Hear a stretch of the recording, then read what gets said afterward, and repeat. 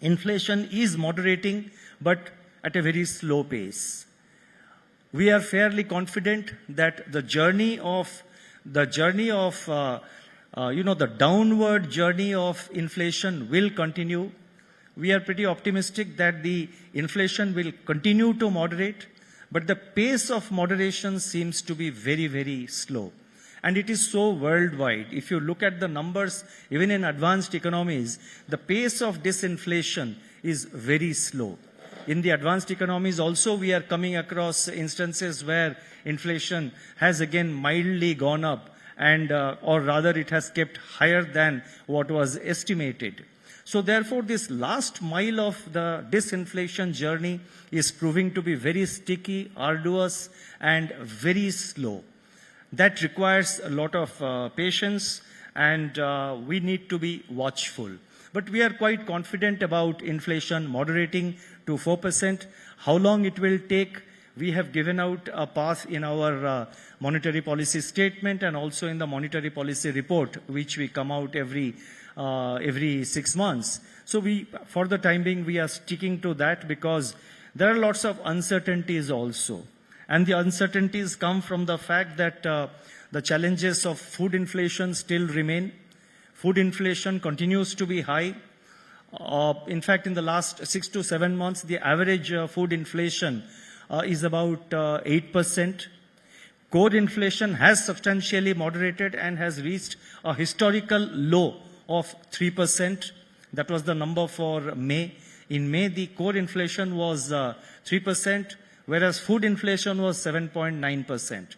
So the disinflation process is getting a lot of resistance from the food inflation remaining stubborn and remaining very high, and that's primarily because of supply side factors which are affected by the weather conditions. The extreme heat last summer has affected the pulses cultivation. It has affected the vegetable production. So therefore, there are challenges in the journey for disinflation, and we need to be very mindful of that.